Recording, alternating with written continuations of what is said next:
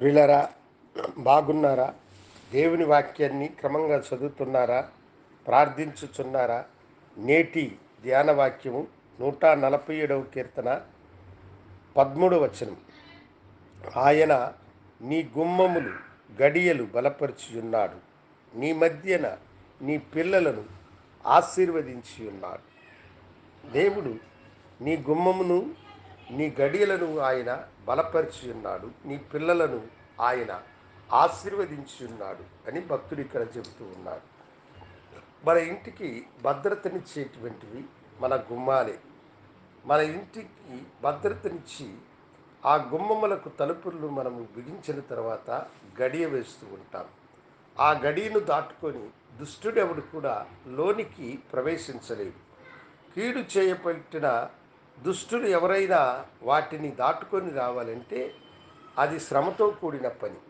అలాగనే దేవుడు మన గుమ్మములను గడియలను ఆయన బలపరిచి నీ పిల్లలను ఆయన ఆశీర్వదించి ఉన్నాడు అని ఇక్కడ భక్తులు చెప్పినట్లుగా దేవుడు మీ పట్ల మీ పిల్లల పట్ల ఎంతో ఆయన ఆసక్తి కలిగినటువంటి వాడై మిమ్మలను ఆశీర్వదించడానికి ఆయన ఇష్టపడుచు ఉన్నాడు.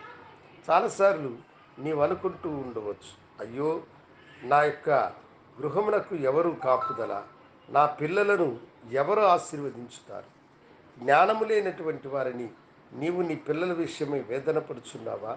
లోకములో పడి పాడైపోతారని నీవు అనుకుంటూ ఉన్నావా? దేవుడు నీ బిడ్డలను ఎప్పుడు కూడా చేయి విడిచేటువంటి వాడు కాదు. ఆయన వారిని ఆశీర్వదించేటువంటి వాడు.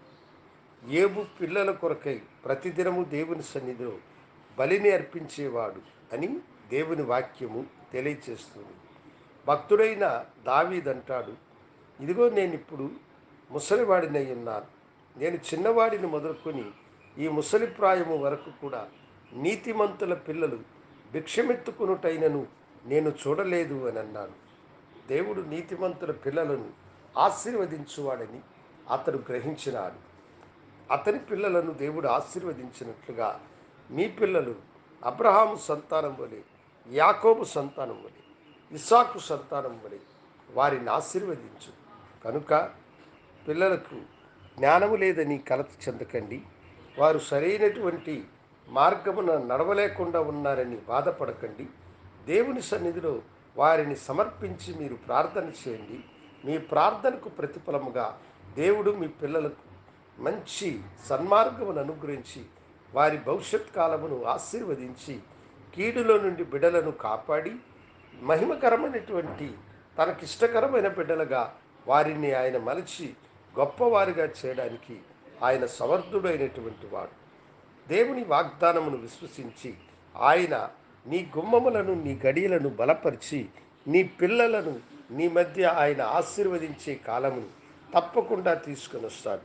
ఆ ఆశీర్వాదమును మీరు కనులారా చూసి దేవుణ్ణి మహిమపరిచినట్లుగా మీ కుటుంబమును ప్రభుకి సమర్పించండి. ప్రార్థించుకుందాం. గనుడా, నీకు వందనాలు. మీరిచ్చిన వాగ్దాన ప్రకారం మీరు మీ పిల్లలను దీవించి ఆశీర్వదించి వారి సంతతిని వృద్ధి చేయమని యేసునామమున అడిగి వేడుకొంచున్నాము తండ్రి. ఆమేన్. శుభోదయం. ప్రభు మిమ్మల్ని దీవించునుగాక. ఆమేన్.